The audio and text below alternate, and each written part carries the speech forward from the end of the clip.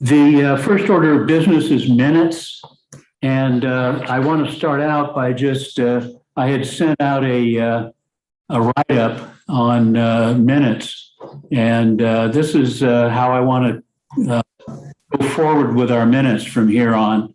I went to the Empower LA website, and they have directions there on how minutes should be put together.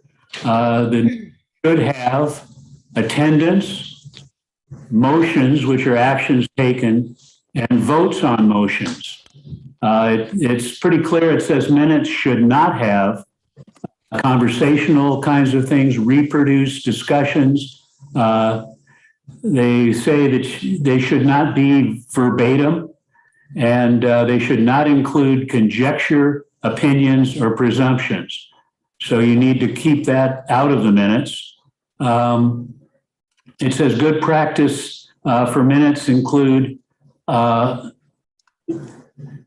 if in the minutes you would have statements such as discussion ensued, item tabled, item referred to, handouts were distributed. If people need or want to see what people actually said about different issues, they should go on the Dunn website or whatever, because we're recording these meetings. So everything said is recorded and available for people if they want to go back and look and see what was said. But the minutes not only don't need that, but shouldn't have that.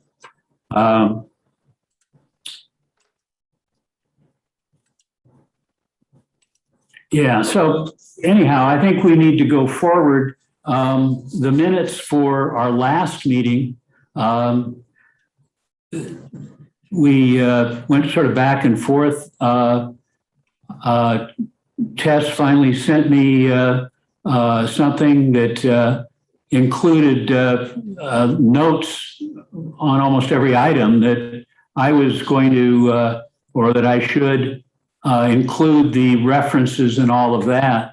Unfortunately, it was my understanding from our last meeting that that's what Tess was going to add into the minutes. But I think at this point, that's probably not necessary, and we will just go forward. I will take the minutes and send them out ahead of time. And if there are errors or problems, then we can correct them. I want to follow the Dunn direction on minutes going forward. For that reason, I'd like to move on from the minutes at this point. Ren, yes. We have at least one hand up, and for any agenda item, we do need to give people the opportunity to comment.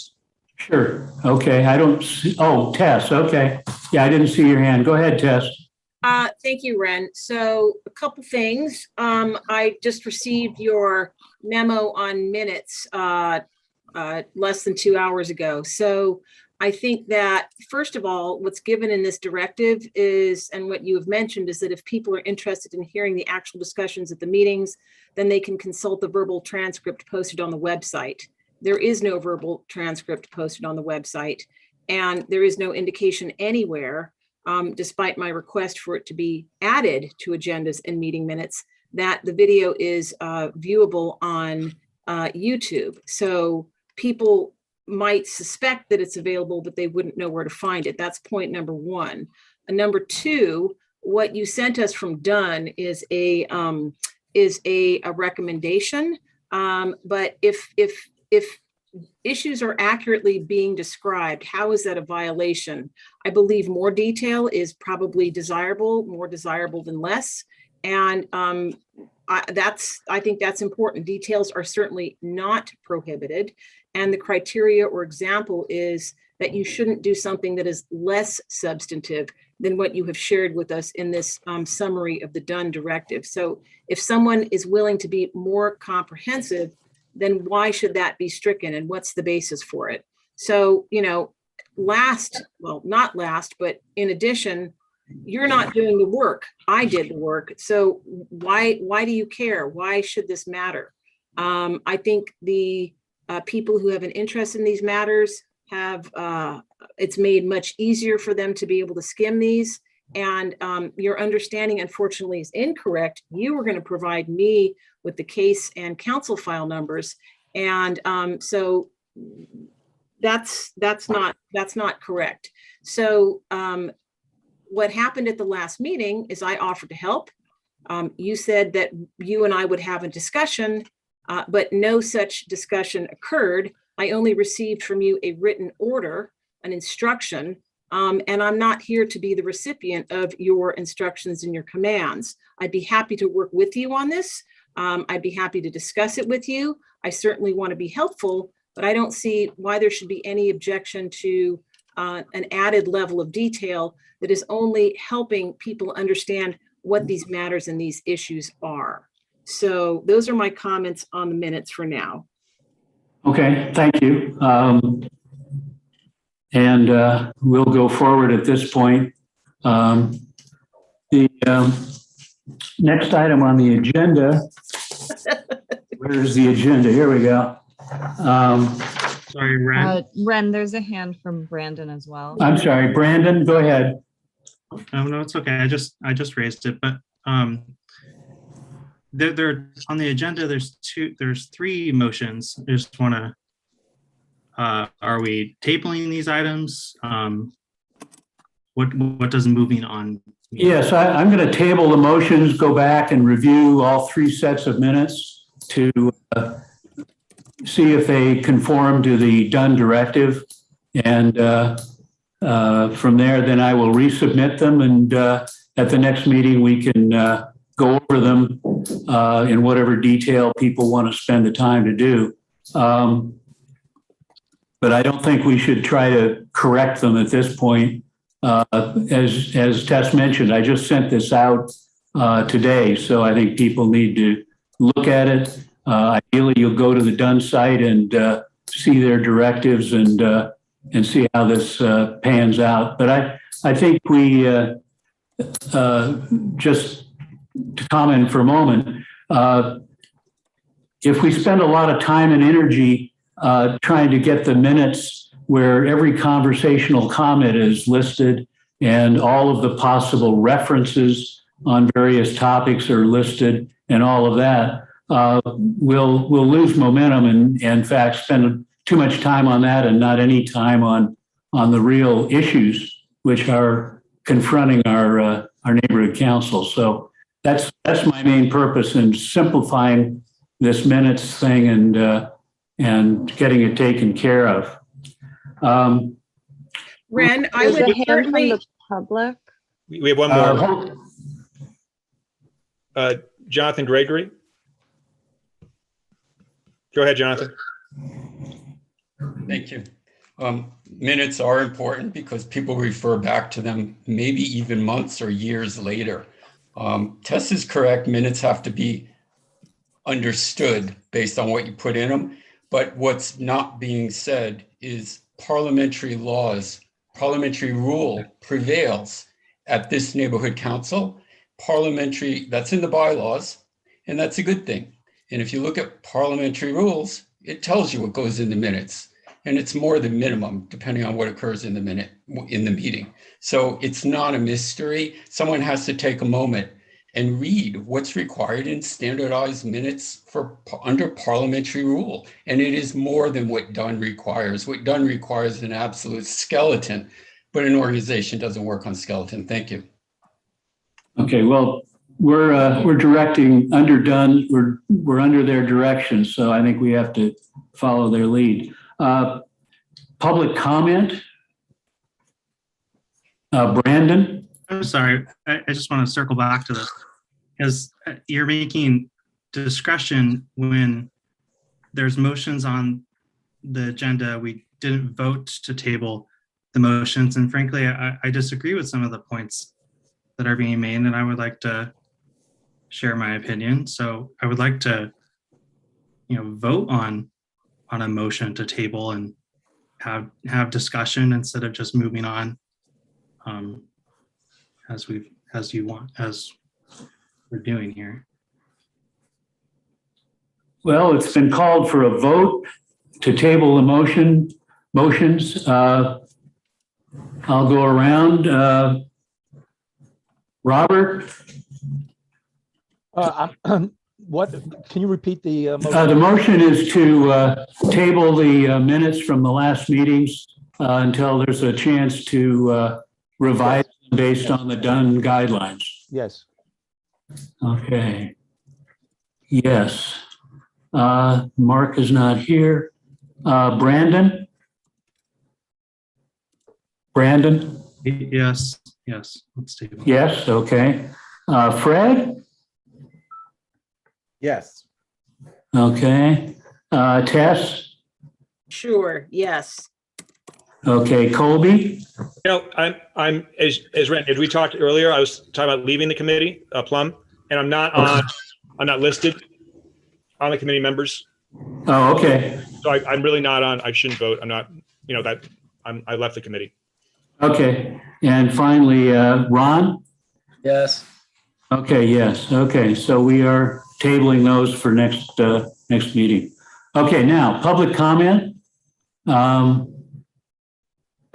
have David, so- we have David Wheatley. Okay, David? Hi, thank you very much. David Wheatley, stakeholder in Toluca Lake. And yeah, it's my understanding that whenever there's a motion, that motion needs to be open for public comment, and this one was not the one you just had as far as sending it back. There might be some, I see the public as being this potentially 7 billion member board of directors or team of consultants who can weigh in and maybe hopefully make helpful suggestions. And that was not made available. It needs to be proclaimed. Now I'm opening this for public comment. It can't just be anybody have anything to offer. And so I think that last vote needs to be opened up, redone, opened up for public comment. There might be people who think the done guidelines are too restrictive, too minimalist, typical legal stuff to say next to nothing, whereas it really needs to be expanded so people can look at it years later. Like Jonathan said, hope you don't mind my referencing your name, but I think people need to be able to reconstruct what happened. And the idea how minutes get kept, I've seen them spun at all sorts of meetings I've been to. And so, yeah, I think we need to have our own guidelines. That's how we're going to do our own minutes. We're not under the thumb of done. We don't have to do necessarily exactly what they said. Somebody said it's a suggestion. It's not mandated. I don't know if they're going to look at it like a term paper and mark it all up, send them back. But yeah, that really needs to be redone, so to speak. And yeah, I'm finding that many of the meetings I go to, the people running it have an agenda they want to, quote, get through. And they also want to get through public comment as if it's some sort of annoyance. And maybe at times it is, but I find myself calling in with my perfectly good ideas that then are given short shrift. So I'm thinking, well, what am I doing coming to hang out with these guys? So if you could please redo that vote and open it up, I'd appreciate it. Thank you. all right. Is there any public comment on the previous motion? Catherine has her hand up. Okay, Catherine? I'm speaking as myself, not as a board member for this moment. My personal opinion is that while we should get Dunn's guidance on what is the minimum requirements, as long as there is no maximum requirement, as long as they don't say you may not include X, Y, or Z, which you did note that there are some things that they don't say you should have, like it should not be a transcript or appear to be a transcript.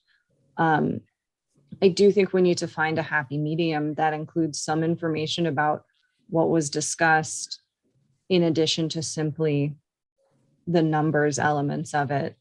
Because, you know, as much as we do now have these YouTube live stream versions for posterity, the truth is at some point we're going to go back to in person, and then there's going to be very limited information on what, you know, was discussed in the meetings without some measure of reference in the minutes. That's my personal take on it. And I think you know,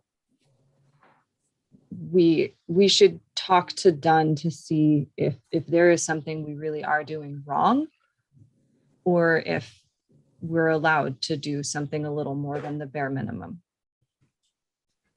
Okay, well, you could take that, I believe, to the executive committee. I think maybe that's where, because we're talking about the minutes for all of the committees at this point. Yes, agreed. So that really belongs at the executive committee.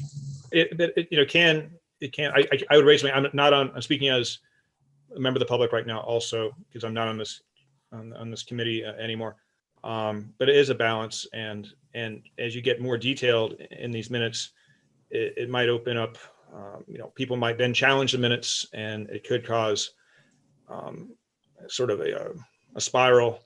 And also, it's a huge responsibility. It's a lot of work for the chair to also do the minutes. So, from a practical standpoint, and Tess has stepped in and offered to do very, very detailed minutes, but it's going forward with other committees. It's a challenge to do all this, and to run the meeting, and to also take such detailed notes, and maybe have them challenged by other members of the committee. So it's. Well, Colby, I appreciate that. And you're right. It should not be a transcript, but I think that's a risk we should be willing to take. Something can always be removed.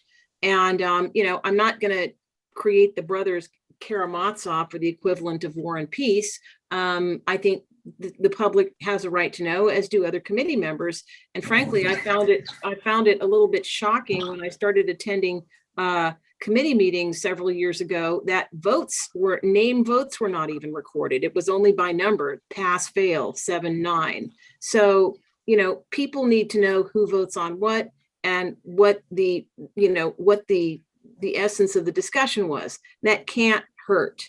And and Catherine, you're renowned for your meeting minutes. I don't think there's ever been an objection, and I don't know that it's, I don't see how we could possibly be prohibited, but those are my thoughts. Thank you. And Ren, we have one more hand up from Sean. Okay. He's very patient, and it's up to it's your meeting, but yeah, go ahead. Here's Sean.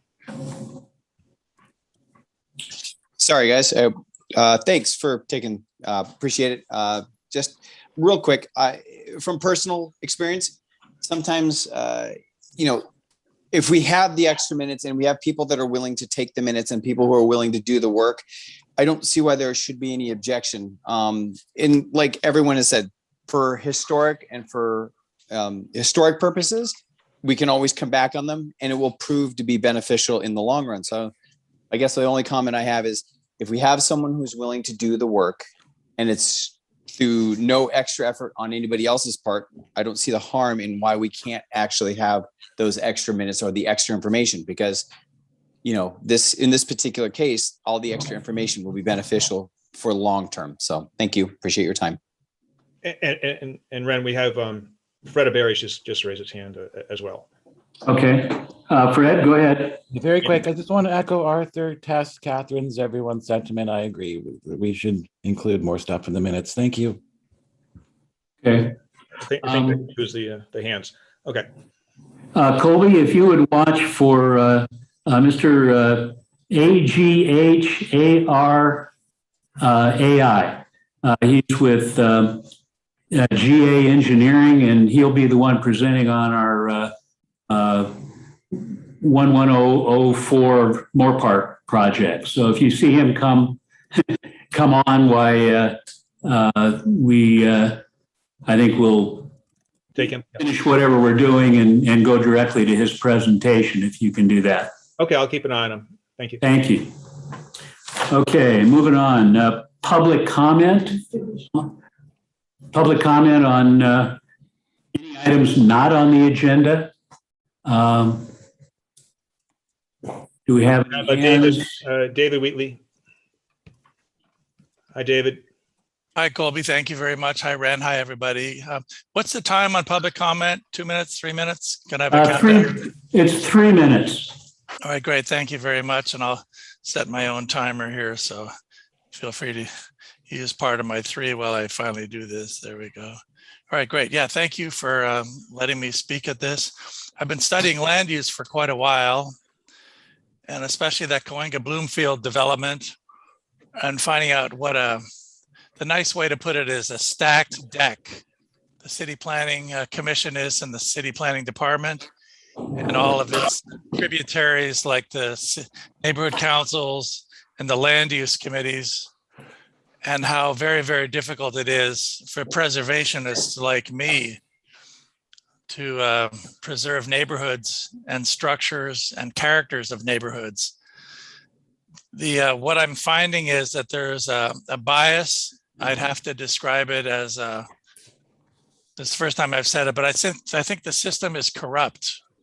I think people that are supposed to fill out economic interests or conflict forms are either not filling them out improperly, or making them impossible to find on the internet. So these are people that make decisions over our lives. And I'm also finding that the chair of the land use committees that I attend are often developers. They have an economic interest in these projects going ahead, and they'll refer to something like as our project and our motions, and almost as if our friends. They have ex parte meetings with developers and applicants, and which go beyond just here's when we're meeting, but here's how to get your project through. These are totally unacceptable.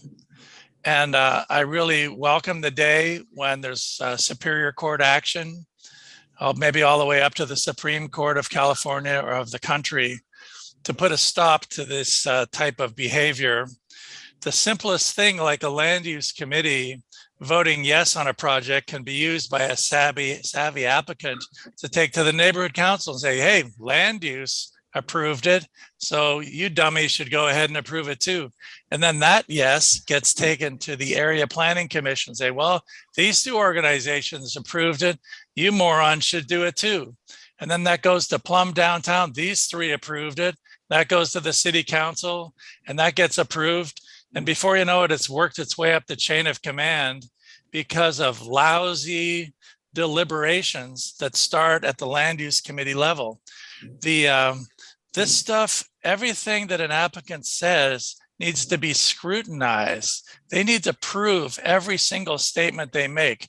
Each time they show us a beautiful diagram, that needs to be questioned too. Did they spin it? Did they use software that makes it look better than it is? Where are all the photographs of the neighboring buildings? What's the character of the neighborhood? What's CEQA? Just because they say it's true doesn't mean it's true. And that's 3 minutes. Thanks.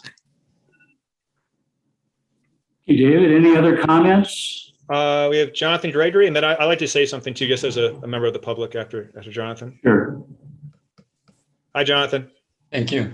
I don't know who that man was that just spoke, but I wanted to mention that everything he just said doesn't mean we're all criminals, but it certainly is true what he said. I've been to other neighborhood councils, and I've seen approvals in their planning and land use committee done in a flippant way, in private from the world, as if there was already an agreement. And then when you go and you actually read the developer's application for the permit or for the exceptions for variance, it's full of lies and non-disclosures. So I really recommend you hear what that previous speaker just said and take it kind of seriously, because it's really playing out in very big ways. And I'm seeing it myself in another neighborhood council right now. And I am very happy that that man has more experience than me on this subject and could say it to you. And I hope you're hearing him. Thank you. Any other? Oh, Colby, go ahead. Yeah, I just want to echo part of what the previous two stakeholders said. And I've been on the Plan Land Use Committee for a while, and this first meeting I've attended, not being on it.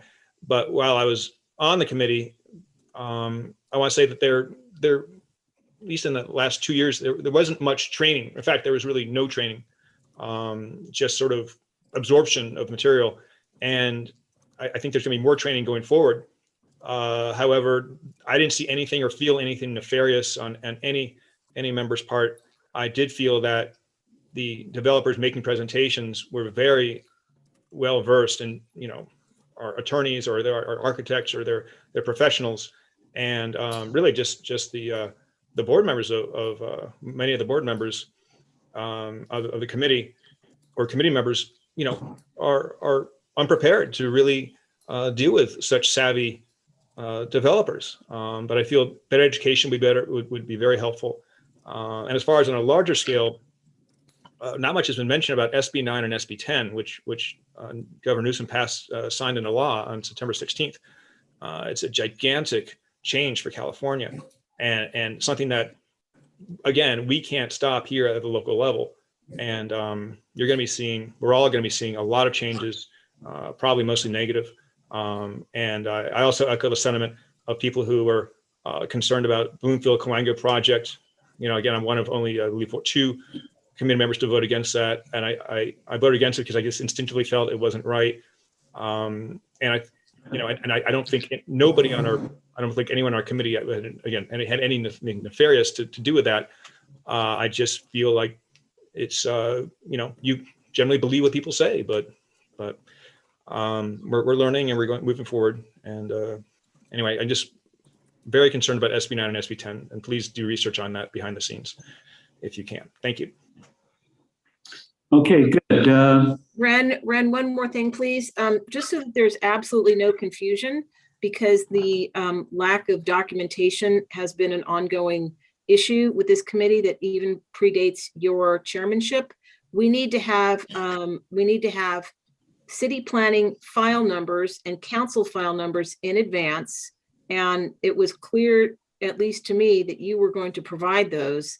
And of the 3 that are on the current agenda, only 1 works. So 2 of them are either outdated or there's a typo. So in order that this committee be able to review, research, and deliberate and make the best possible decisions, we need that from you, the council file numbers and the city planning case file numbers, as I left space in the draft minutes for you to fill in. Thank you. Okay. The next item is committee members' news and announcements. Do we have any announcements? Brandon. Thank you. I wanted to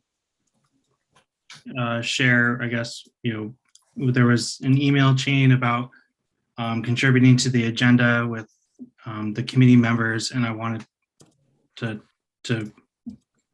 discuss about that. So moving forward, I would really like this to be a simpler process and a more collaborative process to contribute to the neighborhood councils planning and land use committee. I'm alarmed that there's a misinterpreting of the Brown Act. You shouldn't be, I'm sorry, I don't want to, there shouldn't be any gatekeeper for what should be on the agenda, and it's not a violation for discussing what should be on the agenda. In fact, last meeting, I did say that I wanted to have 3 things on the agenda. So that was in a public setting. I wanted, and I'm happy to see that 2 are on the agenda. However, because of the process that was set up, we were required to only send in suggestions only to the chair, and for the committee and the public knows, I did submit a motion for a vice chair to help try to alleviate the we need to have some organization here, and that was a deadline was set weeks prior to have the agenda, but then we received a draft agenda. I'm sorry, that does not look very clean. It's all in bold text. It's very hard to read. It's not spaced out. This is not what so that people know that this is not how I presented the items on the agenda.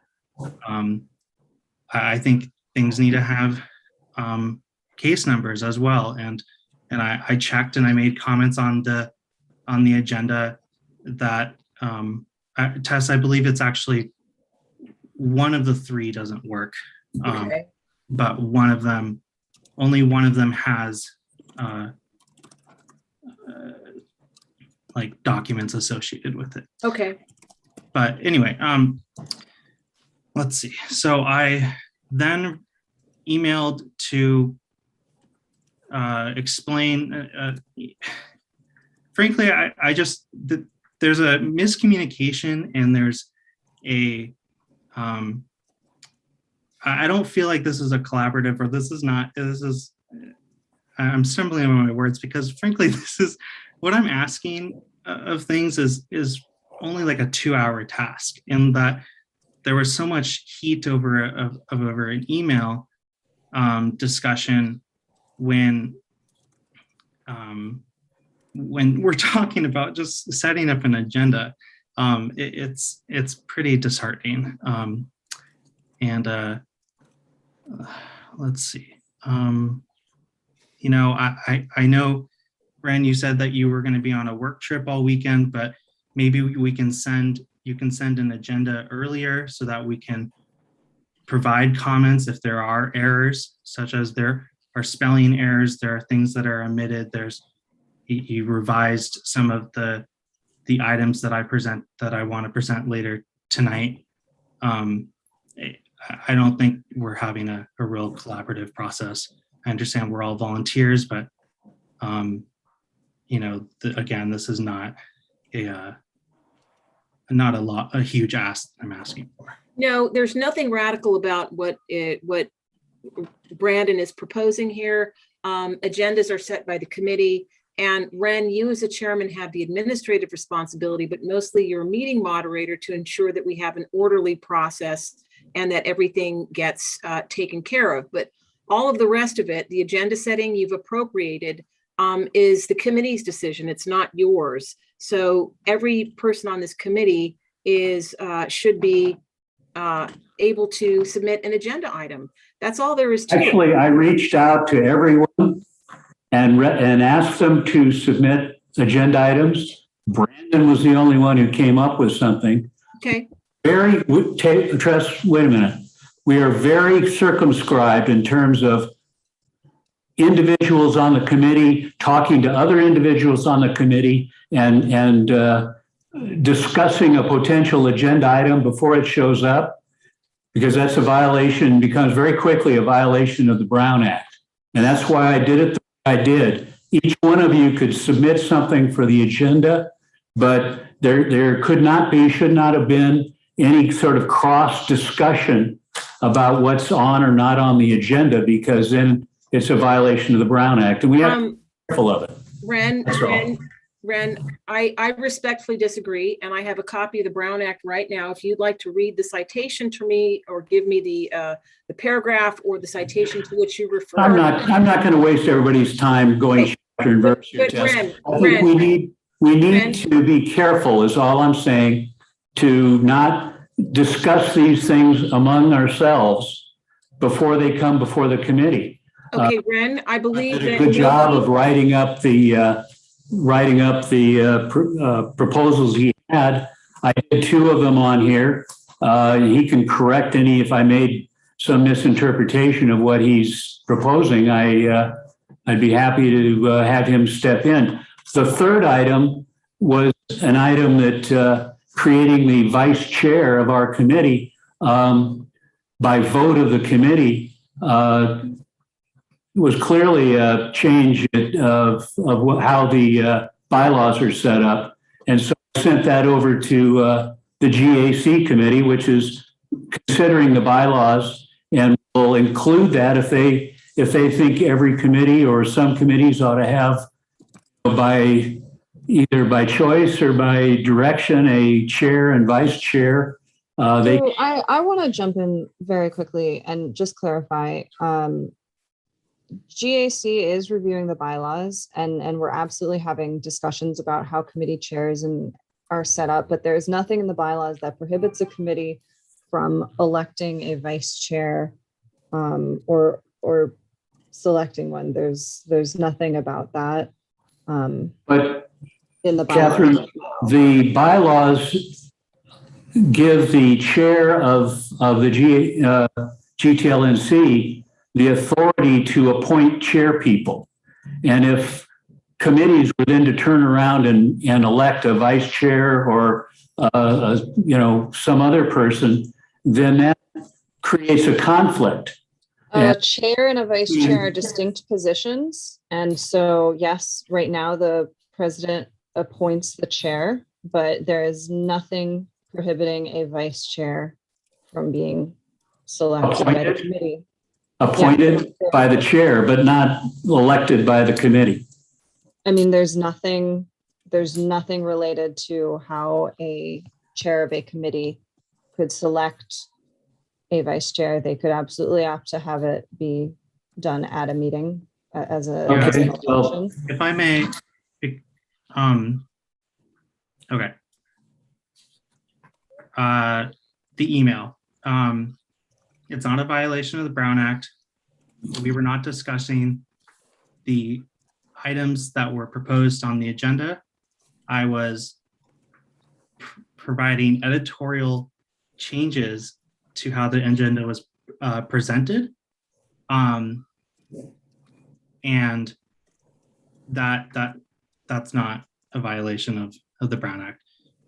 A violation of the Brown Act is not including the minutes to the agenda when there's motions that are on the agenda. But the vice chair and the two other items that I suggested to be on the committee agenda tonight, I mentioned at the last meeting in a public setting.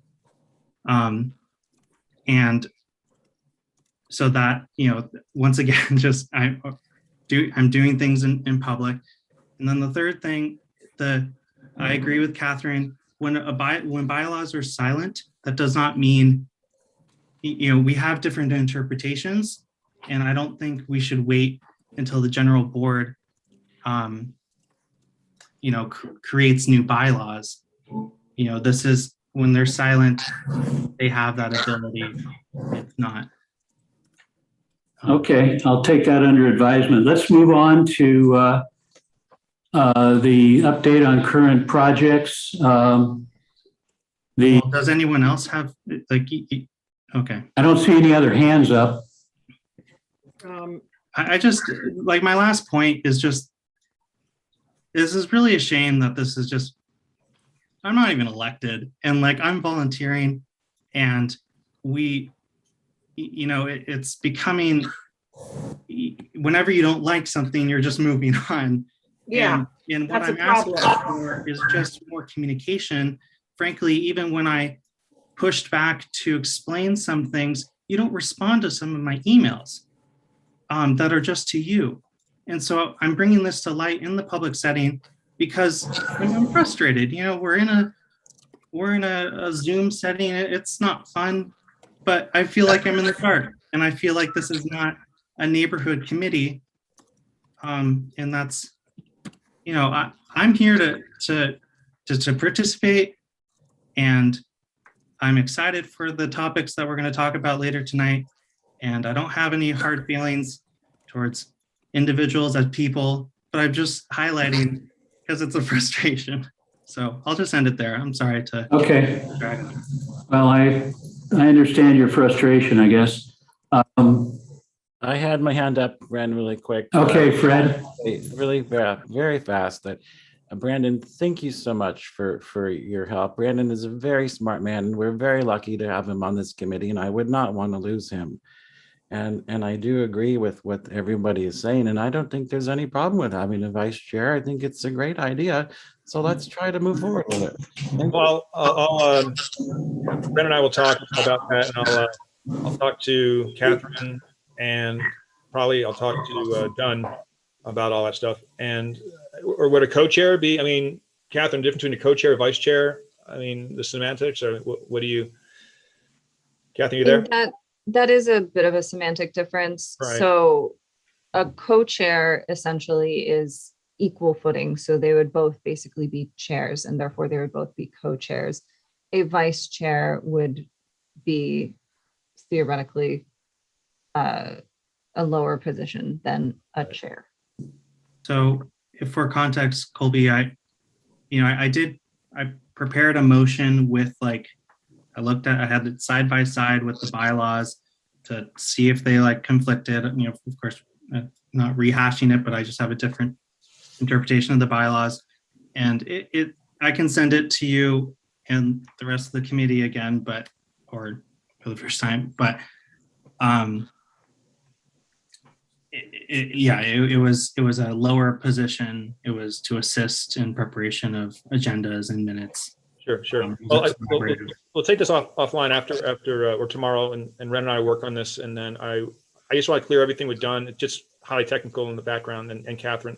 Sounds good. And Ren is doing the best he can, and it's and it's everyone here is, as you are, a volunteer and honest and doing our best. And it sounds like just you feel that there's a lot to handle for one person in this position, and maybe you're saying that, or the rest of the stakeholders are saying that maybe if there was someone to help Ren or help that chair, things would run more smoothly, possibly. That's hearing. We could Yeah. we can refer to the YouTube for what we Sure. how we discussed. Yeah. Okay. Well, I've offered my help, and I will continue to provide the meeting minutes. I will be happy to talk with Ren if Ren will call me, because I do not have his phone number. He has mine, and we can move forward together. But I think most importantly, as long as anyone can submit an agenda item, that's the most important thing. And I don't think there's any violation of the Brown Act if committee members know what agenda items are being submitted, as long as there is no discussion of them in advance. Because the Brown Act is not intended to be a straitjacket. It's intended to make sure that all discussions and deliberations and decisions are being made in public. And there has been no violation of that whatsoever. So I'm happy to help Ren, and we can go from there. Thanks. Okay. And, okay. All right, moving on. Coenga Addison Lot, the Pocket Park. That is, as far as I know, on hold. And some issues there that have to be resolved, and between the church and the city and so forth. So that's on hold for a moment. Hopefully they'll get that resolved, and we'll have better news next month. Riverside Drive Streetscape. I believe the questionnaire has been closed. I hope everybody had a chance to sign in and give their opinions on the streetscape issues for Riverside Drive. Lancashire Boulevard streetscape is it's a little more complicated because there's another council office involved, and a variety of things. But anyway, that is at least still in conversation. And then the final thing, the angled parking on Foreman, approval from the city attorney, finally on our contract for our consultant to do the plans. So they're going to draw plans and do a cost estimate, and we'll bring that back to the committee as soon as it comes out. Moving on our presentation, we still haven't, I think our man from GC Engineering is, GA Engineering hasn't found us. No, I see someone, I don't see anyone from GA Engineering. Okay. Attendees. I There's do one see a name. There's hand one up. name. I don't know what it's in relation to, if it's on what we're talking about right now, or if it's on a subject that. No, it's item 7.1, the presentation, and they were going to make the presentation, but if they're not here, we'll move on. No, I'm saying I see a hand up right now from Oh, I David thought, Wheatley. David, I don't know if it's in relation to something that was on the agenda. Okay, David. I thank you very much. Yeah, that last segment, I think where we seem to be headed with this committee is we need better agendas and they allow up to approximately 20 words per agenda item. So calling something a streetscape or a Lancashire streetscape, that's really not enough. These agenda items need to be enough for somebody who's clueless to read it and say, hey, that affects me. I better get over there. These are not enough. They really need to be redone and properly agendized. And also any documents that anybody would need to see need to be there as well. It's turning into a huge job, basically, to run one of these committees.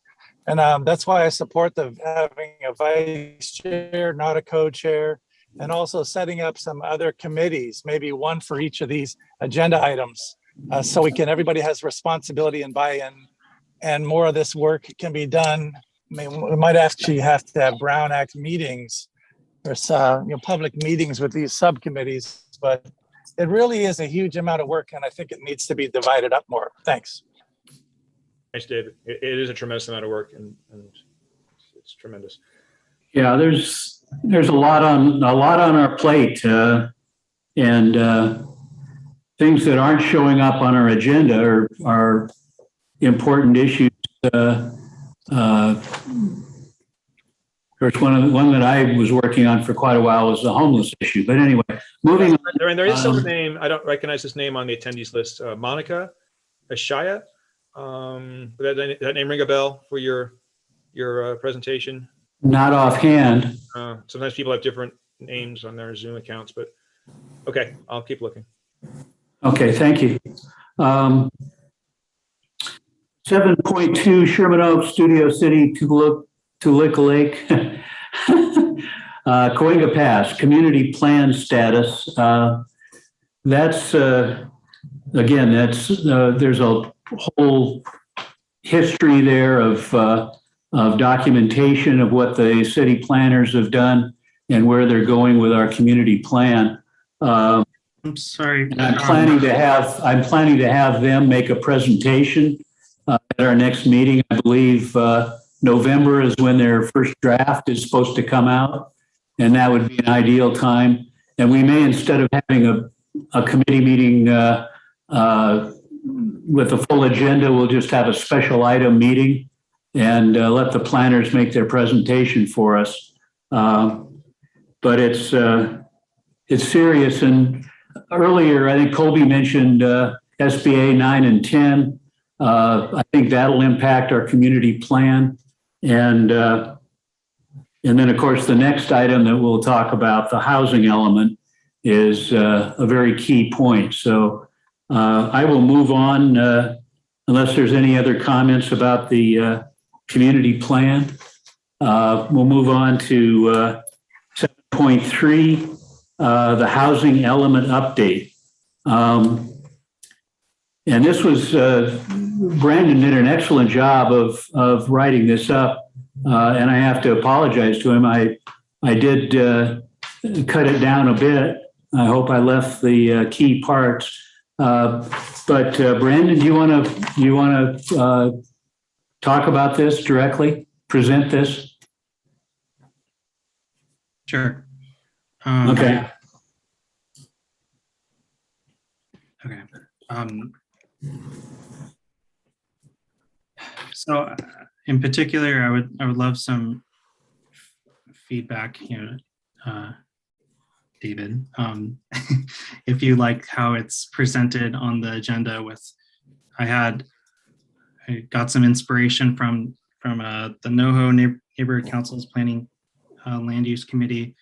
They have like this presentation, discussion, and potential possible action. So here on the agenda, I provided a background.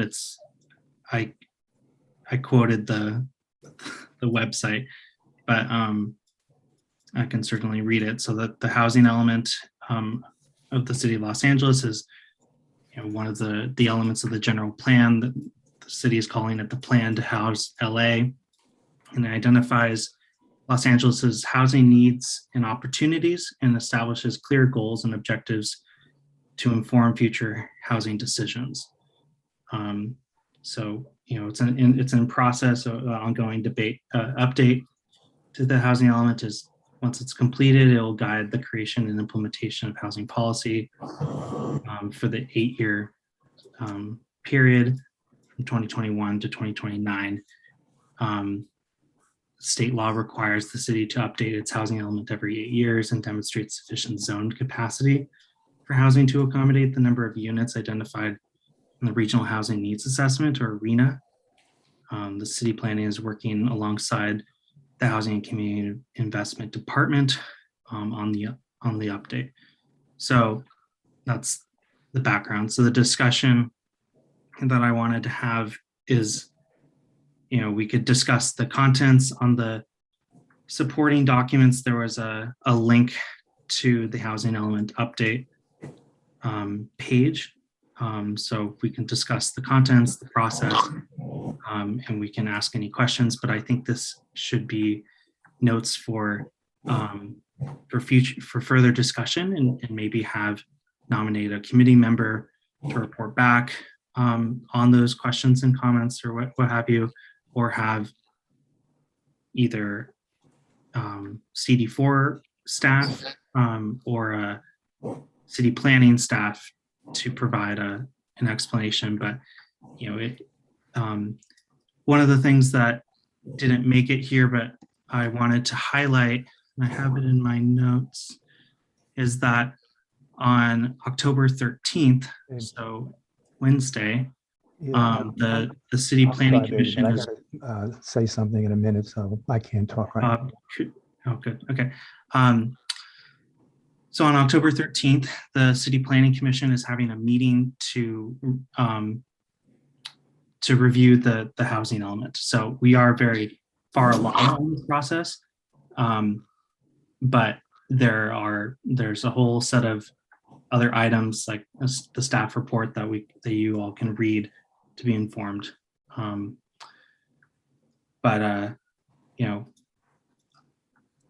Does anyone have any questions? Maybe I do work in this realm, but I know what it is, but I don't know.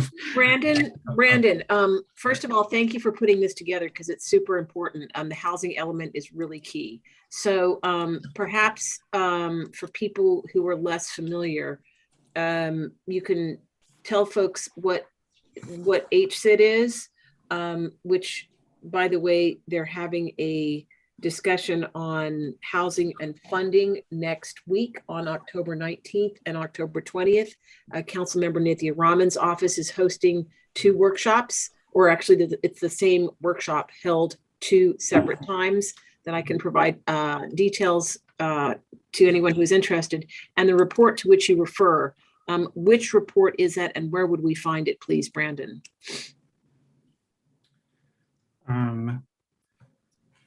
I think it was at a staff report you just mentioned in conjunction with the City Planning Commission meeting coming up on October 5th. Let me open up the link here. So I'm referring to the City Planning Commission. I know there's many different groups, but this is not the City Council's Planning and Land Use Management Committee. This is the Planning Commission. So I don't recall where I saw that, but because it is on Wednesday, they would have posted it on their website for the Brown Act. Okay. So let me. Can you send that to the committee, please? I'm actually, in anticipation of this, thank you, Colby. I have share screen capacity. Ren, is that okay if I share my Yes. screen? Okay. Good.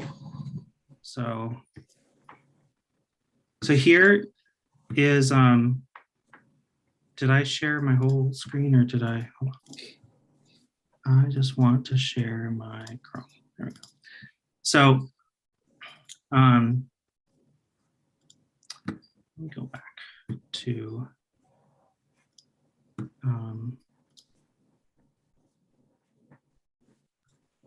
okay, so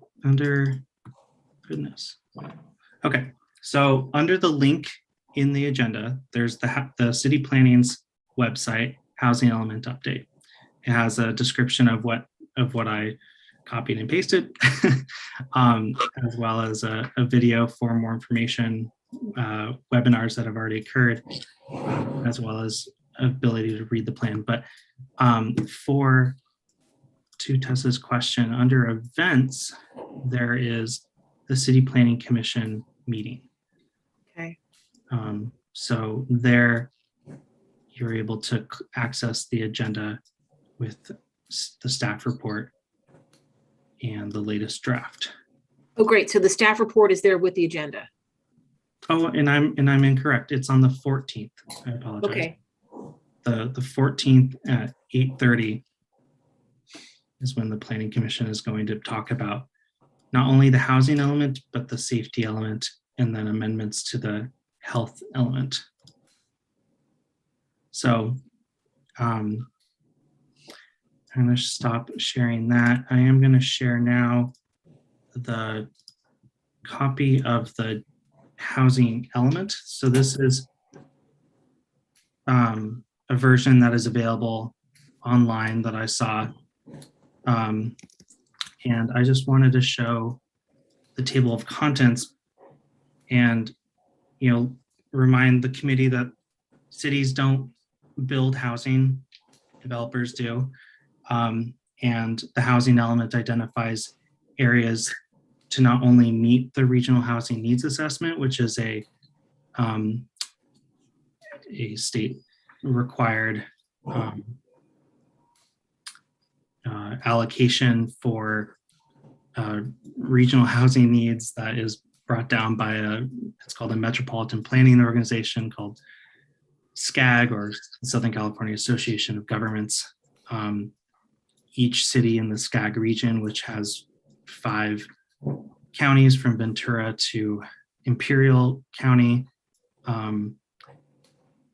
has a allocation of like the 1.4 million or 1.3 million that is required of the Southern California region. So, so they identify different characteristics with, as well as things that state law compliance, as well as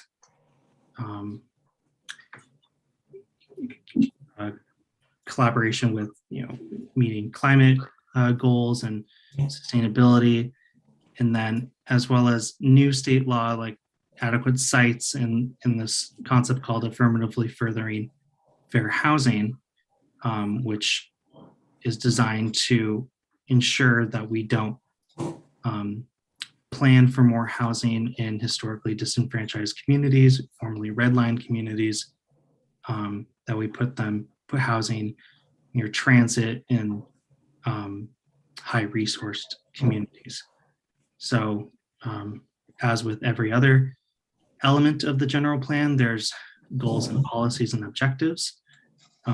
Goals, policies, and objectives are not, they're not the same thing as a zoning ordinance, where that's law, like a municipal code, or in our case, or the charter, the Los Angeles Charter, but development needs to be consistent with those policies. And it has a whole range of appendices to review, but this is very much like, it depends what the committee wants to talk about, and then we can are there any questions, any concerns, things that we should talk about at a later meeting, things that we should report back on? I have tons of questions, Brandon. So first of all, thank you for highlighting this. This is a really important part of development and planning. How far along is this, and to what extent, if any, can we as a neighborhood council have any impact on this? Is this something we should be sharing with residents? And if so, what should we be telling them, either to prepare for, or to do, or to support, or to oppose? What, if anything, are we able to do at this juncture? How far along in the process is it? Well, given that it's going to the Planning Commission, it's pretty far along the process. But I'm trying to search through the website. There has to be a timeline available. Yeah, they're pretty much at the end of this and hoping to get it approved by the end of the year. Yes, I knew that. Yeah, they have to, sorry, Ren, to interrupt. Trying to help.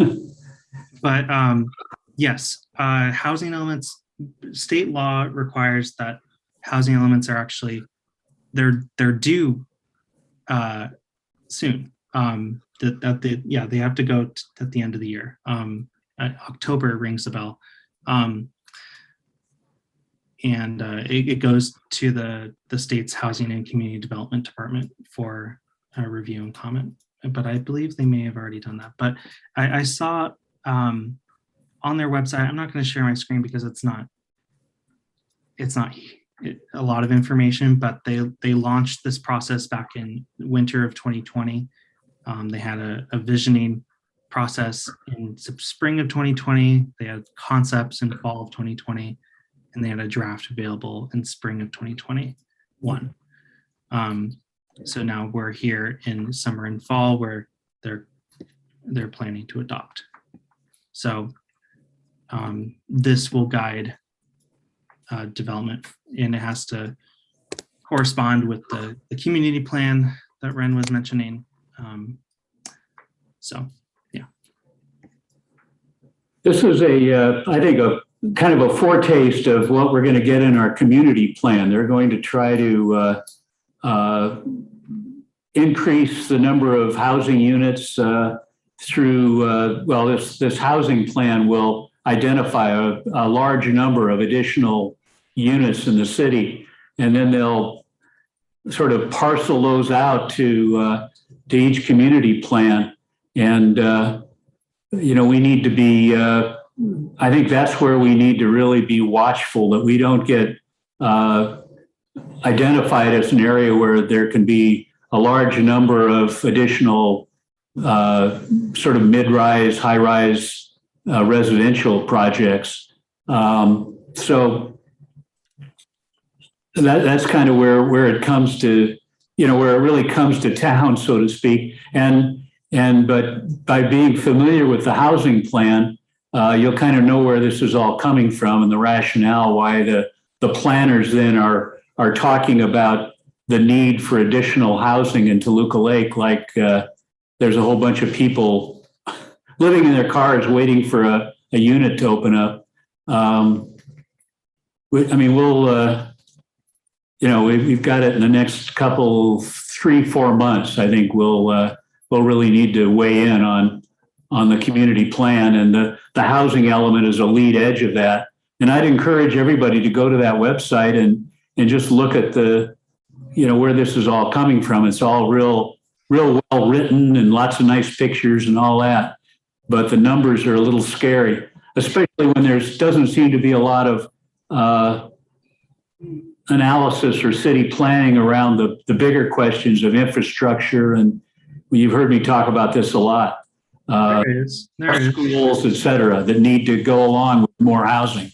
And there's an environmental impact report that goes along with the housing element. That I don't have that offhand, but I can certainly a little bit. CEQA has been done.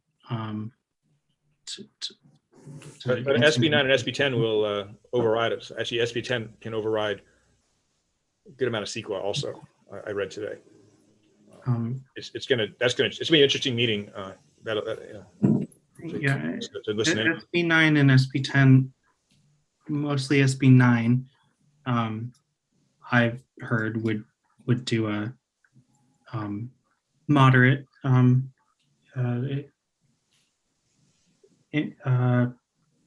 change in development, like it will spur moderate amount of growth.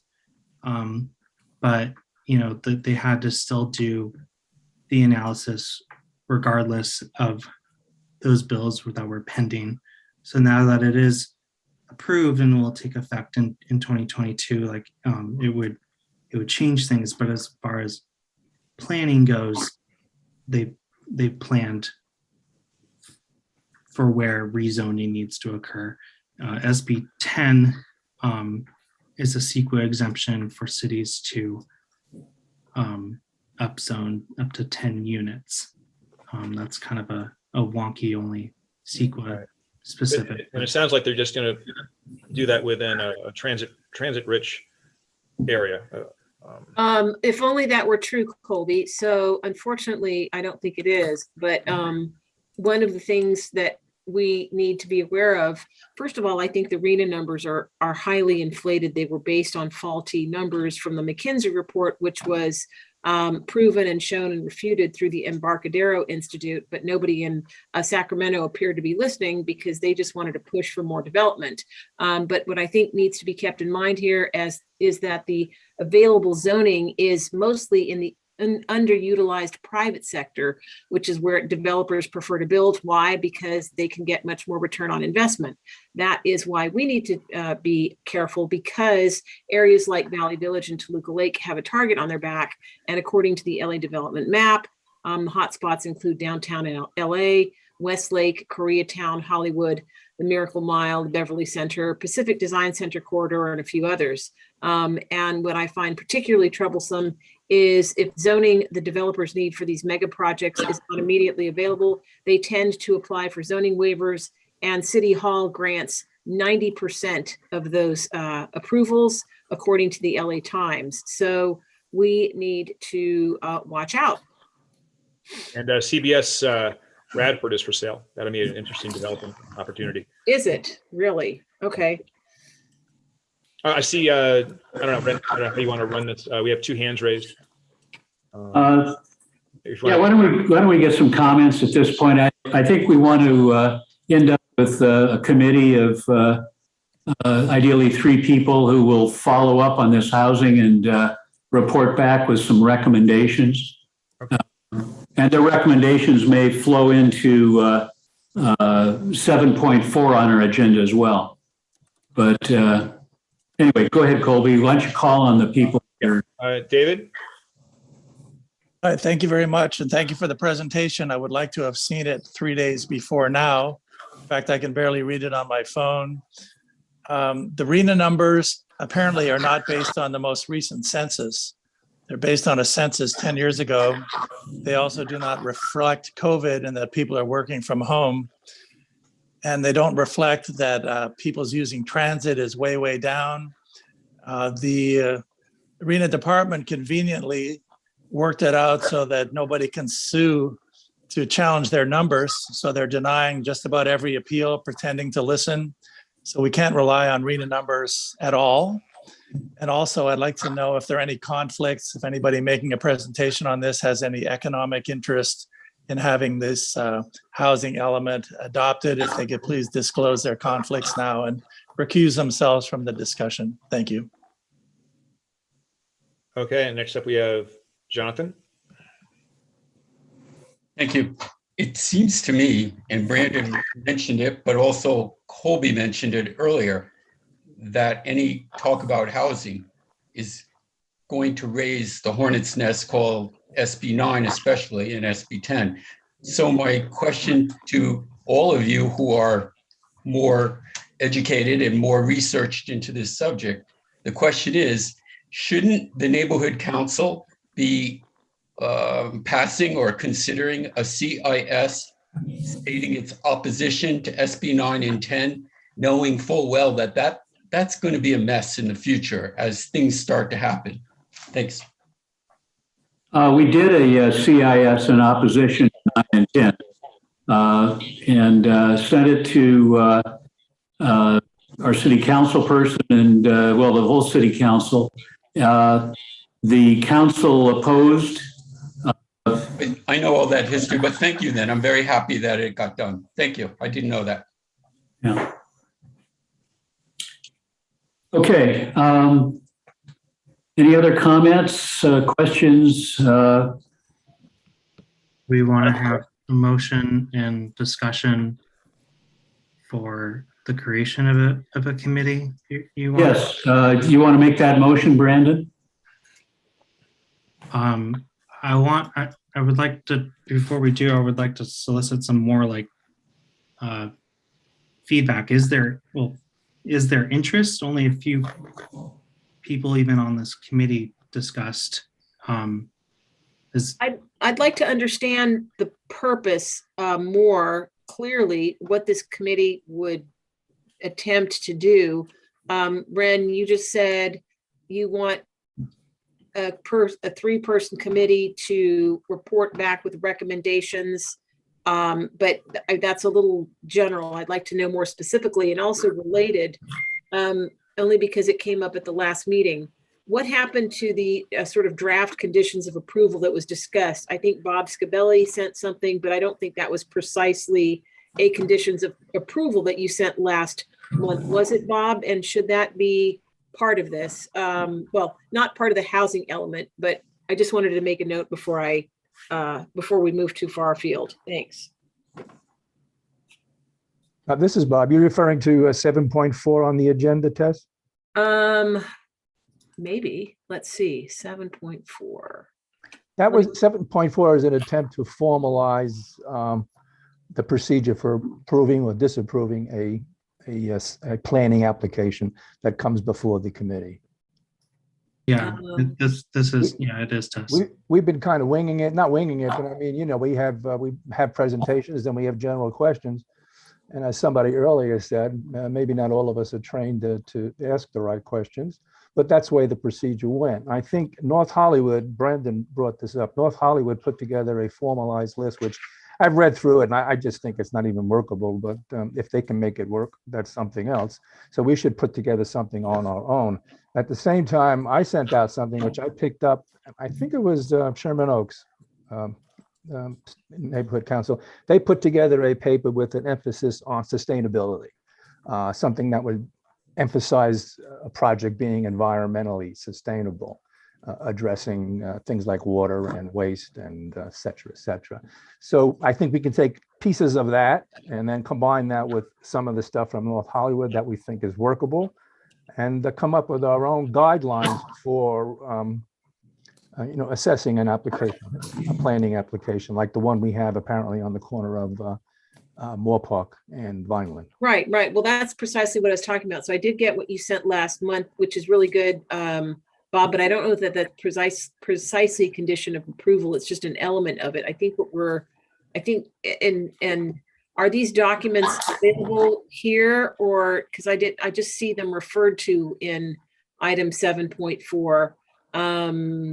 But I'm sorry, we're moving to the next agenda. Yeah, so, when we haven't finished. Yeah, let's Brandon.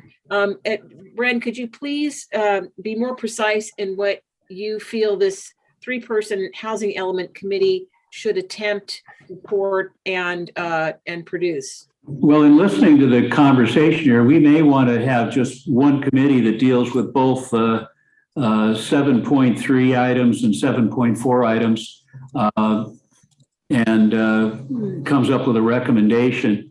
Brandon,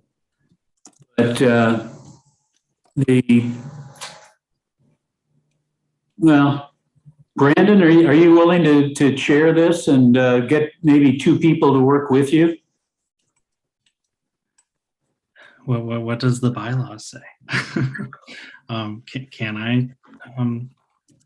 Yes, we would need ideally a 3-person committee, not more than 2 of which are members of the council. So it'd be maybe 2 members of the council and 1 person from outside or is not a council member. You also have to make sure that committee isn't quorum of your committee. Right. Well, if it's only 3, why, it'll be good. It'll work. Yeah. And so, that's what I have in mind.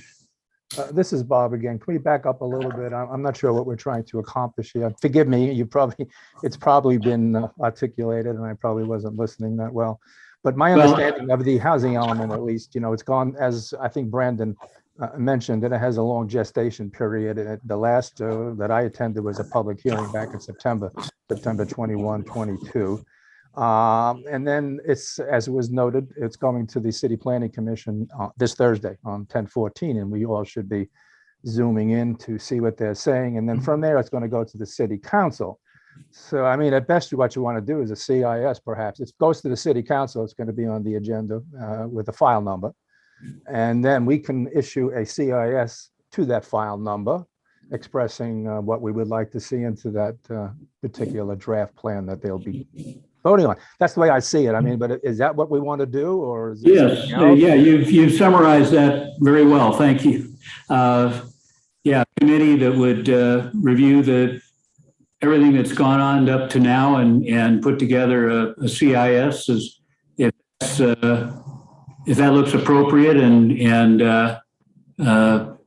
we have some real issues that we want to address. Yes, yes. So, If I may,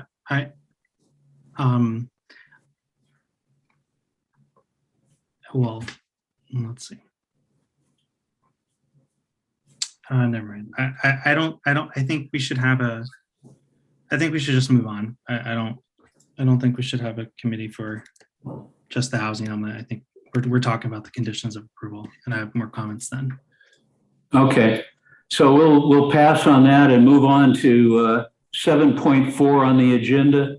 And it's been recommended that we basically create an outline, if you will, of Template.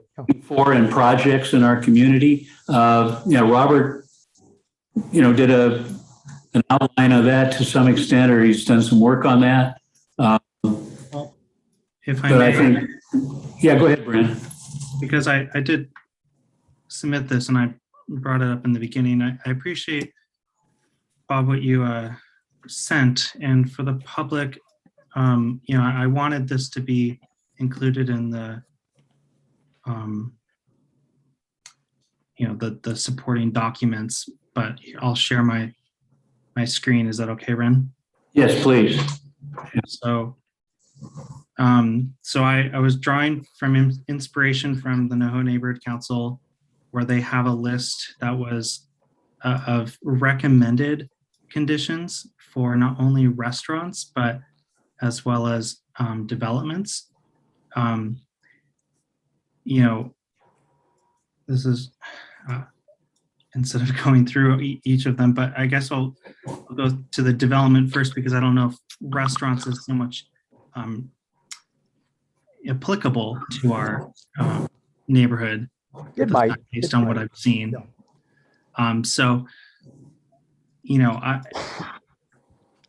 Well, David, can you read this on your computer? Should I zoom in, or I guess I should unmute him? I just want the public to be able to read it properly. Can everyone see this? Yeah, I can see it on my laptop here. So I'll just continue. So they have suggestions, and frankly, my folks can read this while I just talk. Is that my thoughts on what the intent of what this would be is not so much a screening, because I certainly don't want, and nor should any body that takes votes should have like a threshold of whether or not we support or oppose a project based on the this is not a checklist of thresholds. We should developments are happening. We have one that was on our agenda. Why not be in a position where we suggest things to make it better for our community, so that we can participate in the quote unquote like community planning process. We say like, these are the values that we have. We want drought resistant landscaping. We want, guest parking.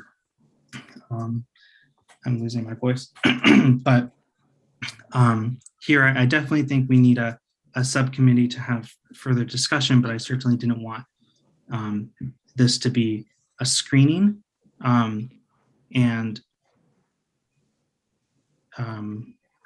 It's a wish list, Brandon, isn't it?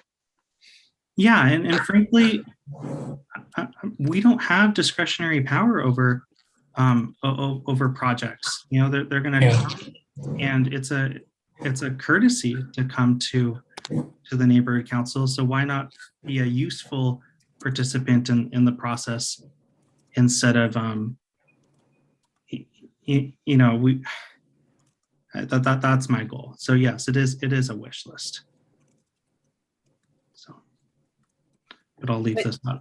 And while you're right, we're an advisory body, Brandon, an approval from a neighborhood council is very meaningful and can be converted Yes. into a lot of, they can get a lot of traction out of that. So it should Politically, not, yeah. it should not be unreasonably withheld, but it surely should not be rubber stamped either. So, and I think deliberation and thoughtful discussion is just of the utmost importance.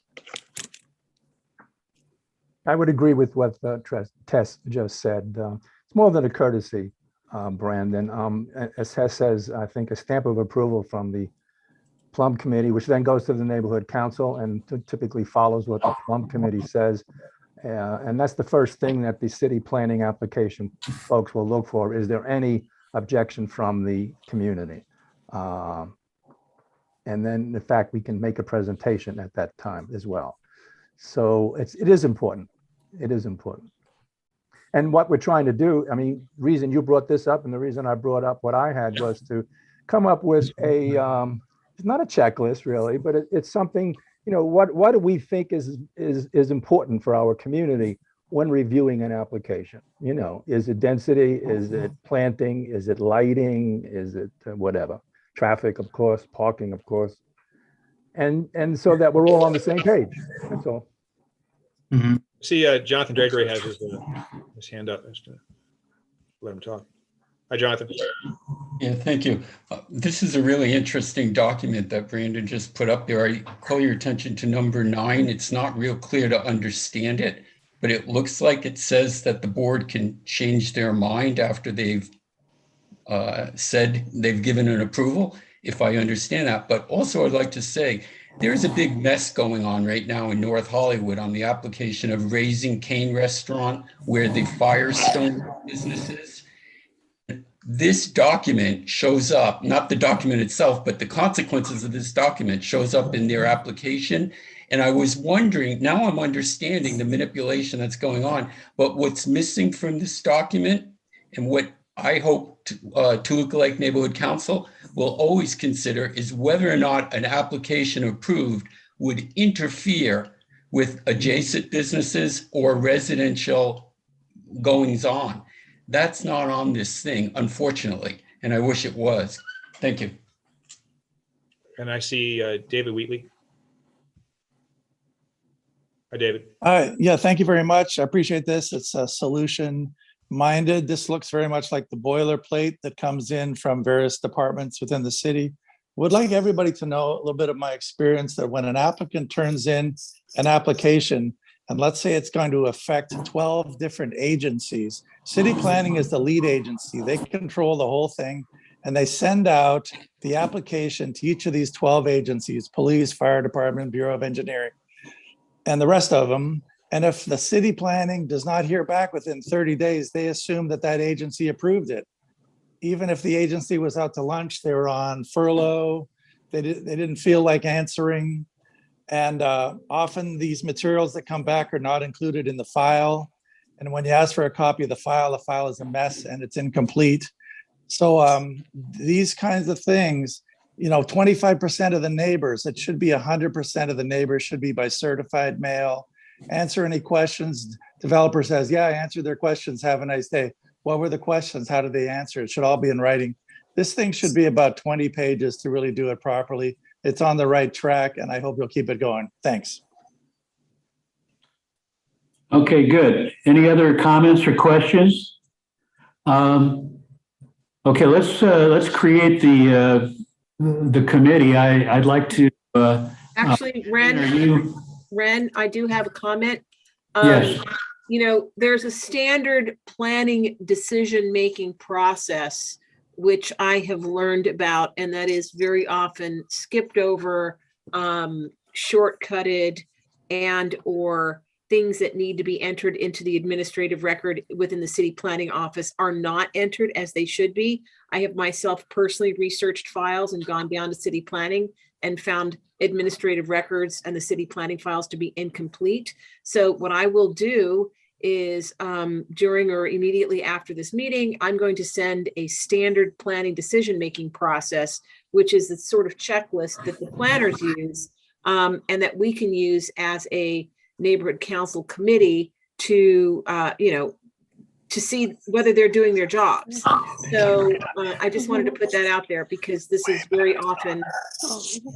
Yeah, I would use that as a starting point, but I think there's additional things that we would want to add as well. And I hope the committee will do that. Certainly. I'll send Brandon, I keep asking you, are you willing to chair this or not? Are you able to?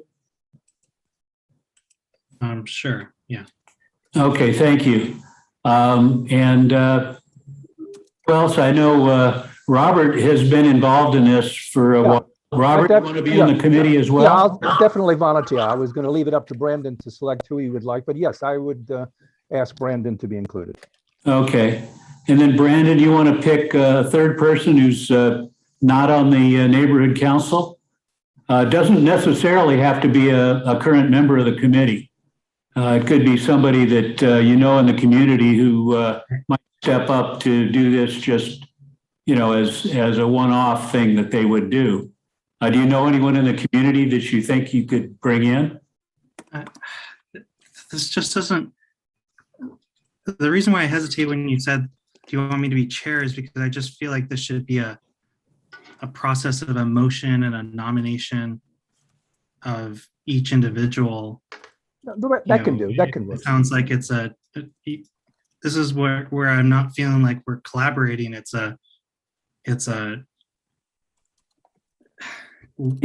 Frankly, I'm coming at it from the other direction because my experience has been that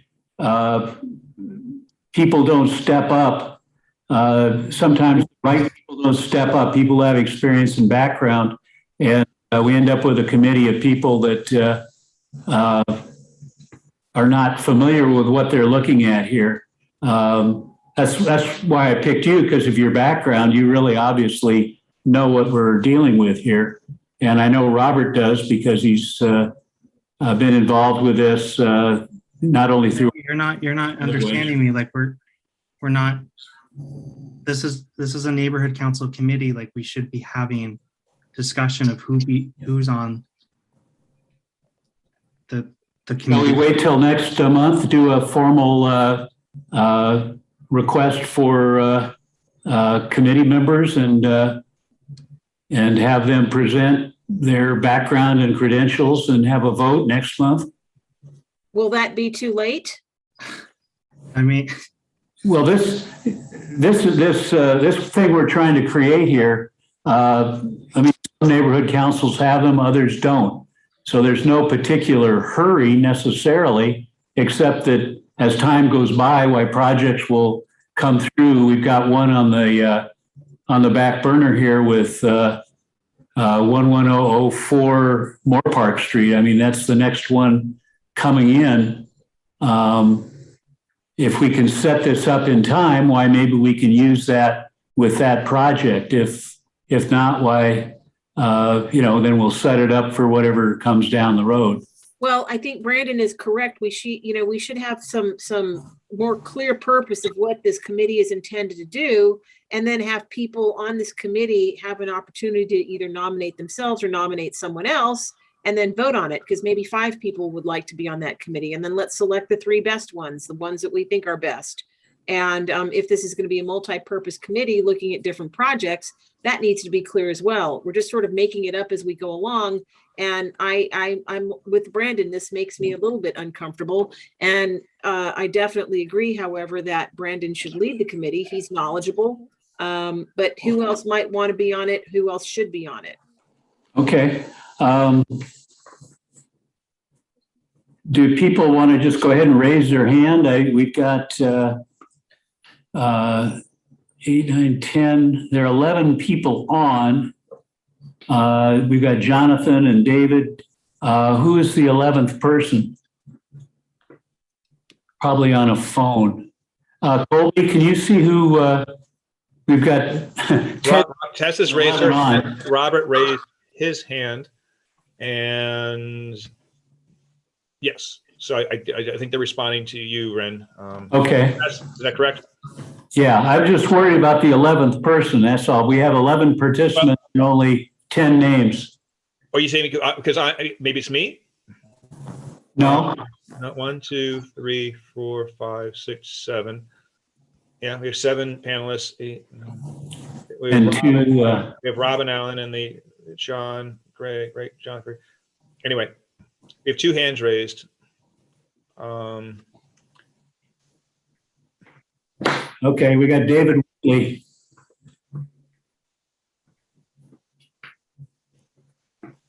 We have also one more. Okay, we have David Wheatley. Yeah. David, you want to talk, or do you want you just raising your hand for Ren for this committee? Yeah, I'd like to talk if you can unmute me. Okay, yeah, Am I unmuted already? you're on mute. Yeah, we hear you. Okay. Yeah, I'm assuming this is 7.3, which is housing element and update and all. Let's see if it could be something else. So 7.4 at this okay, point. great. Presentation, possible action. I think possible action could mean appointing a committee. It could be changed. Maybe appoint the committee tonight. Brandon's the chair. Bob's on it. No. We've we've gone past that, and we are in Okay. the process of appointing a committee, and we've got 2 hands raised, Tess and Robert, and your hand went up, I guess, to talk rather than to volunteer for the committee, unless you want to be on the committee. I wanted to give some public comment. Is this the time? Well, it's fine, but we were actually doing something else at the time. We're trying to form a committee. Yeah. Okay, so I support forming a committee, and I think we don't have to wait till next month. And I think if other people want to complain about it, this is not usually what I advocate, but given the emergency of this incoming project, I think it's a great idea to get this committee going tonight and get them on this. And so I support the idea of moving ahead on it. And if they want to change the committee next month by giving them more information that we appointed this, anybody wants to weigh in on it or get on it or hop off or throw somebody off, they can do that next month. Thanks. Do you want to be on it? I would like to provide information, but not officially be on it. I hope to be on something soon, but I can't do it right now. Thanks. Okay. So I see 2 hands, and Brandon, are you still with us, or would you rather not be on the committee? Please mute me. I'm talking to Brandon at this point. Yeah, no, my point was that I'm trying to make it a, parliamentary procedure where we have a motion and we nominate, and there was talk of you picking people, which, I appreciate, it was my idea. But I just want to make it more, this isn't democratic. Like Okay, well, I'm not sure how much more democratic it can be than saying who wants to be on the committee. yeah, fine. So how do you want us to formalize this, if that's what you're looking for?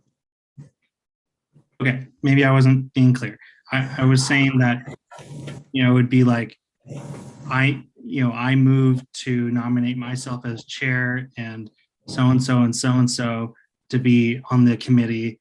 Do I have a second? And like, it was just, I don't know, but. Okay, no, I think we're exactly at that point now, so. I get it. Yeah. There's 2 people, hands raised. I'm happy to be on the committee. I don't have anything else to say. Okay, I'm going to jump in and say it's been moved, and do we have a second? That Brandon and Tess and Bob and Tess has their hands raised. yes. Are they saying do they want to say something, or No, they want to be on the committee. Okay. We want to be with you, Brandon. We want you to be our leader. But Okay. Ren, once again, for the third or fourth time, we need to really be clear on the purpose of this committee. Nobody has time to waste. And we've talked about it in 3,000 different ways now. So let's have a 2 or 3 sentence mission statement before this committee is formed, so we know what exactly we're trying to do. Please. Okay, so the motion is to create a committee of Brandon, Tess, and Robert to draft and present to the first to our committee and then to the GTLNC a set of policies that we can present to the potential developers in our community to outline the what we're looking for, what we want in our community, and what we would oppose in our community, so that they would have guidelines to come to us with information to present, sort of a line of issues that we want them to give us information on about their project, and basically letting them know what we're looking for, what we want in our community, and what we don't want in our community. Okay, thank you very much, Ren. And I'm very glad to have caused you to state that mission statement, because I thought you wanted a committee formed on the housing element. Is that also the case, or is that my misunderstanding? No, we left that agenda item Right. A ways back, and it was I should have been more should have pointed that out more strongly. Okay, well, I know we left it, but we sort of been overlapping the two, and there was discussion of a committee on that as well. So the committee formed tonight with Brandon, myself, and Bob Scabelli is to create guidelines and the conditions of approval for the Greater Toluca Lake Neighborhood Council, full stop. Yes? Yes. Okay, good. That's all I need to know. Thank you. Okay. I'll second that. Is there a second? Yeah, I'll second that. Brandon seconds. Okay. All those in favor, let's see, let me read the roll. Robert? Yes. Tess? Yes. Brandon? No. Yes. Brandon? Yes. Freddie Berry? Yes. Ron Babini? Yes. Okay, and I vote yes. Okay, good. So did I miss anybody? No, good, okay. So is there any other business that we need to discuss before we adjourn? Any announcements? May I please Senator ask, Barry has his hand raised. Here we go. Sure. to go back first, Ren, who firsted that motion? Brandon seconded, who firsted? It was Ren. Yes, I did. Okay, okay, thank you. Okay, Fred. Oh, hi guys. I just wanted to comment something on the community plan while you guys were talking. I was looking at the internet, and it's very interesting with this census numbers of the population of Los Angeles City from 1990 was 3.485 million, 2000 was 3.7, 2010, 3.8, and 2020, 3.9. So not too much growth. And I don't understand with these density bonuses and all this new housing. And when you look at these census population numbers, they don't jive with this. And then again, back to this luxury housing thing, instead of a housing crisis, it's an affordability crisis. And I just wanted to throw that into you guys when you're thinking about the community plan is look at these population numbers. I thought it was very interesting. And that's all. Thank you, you guys. That's right. And then last up, we have David Wheatley. Hi, David, thanks. Yeah. I've often thought that land use committees should be more proactive, should not be receiving serves as if there was some sort of high-speed tennis game, sitting back and listening to developer proposals and then saying, well, we're only advisory, so we say yes. I really like the way this is becoming more proactive, that we initiate. And while it's nice to have that document, I'd like to see us starting with the preservationist outlook and following that through and advocating for it. All the things that make Toluca Lake great and unique need to be preserved, fervently preserved and fought for at every step of the way, and knowing that they really are coming to get us. This is not a sci-fi movie I'm talking about. They are coming to get us to destroy the neighborhood, and we absolutely have to stop them. Thanks. Okay, thank you, David. Any other comments, questions? Yes, Ren, would you like me to send you draft meeting minutes? Shall we discuss this? What's the next move, please? Let's discuss it before you send it. All right, Yeah, we talked about this, of course, at the beginning. So yeah, let's get on the same page. okay. Next meeting, November 8th, 6:30 on Zoom. So I will see you all then. And thank you, Colby, for being the tech guy. Oh, it's my pleasure, Ren. Yeah. Good night.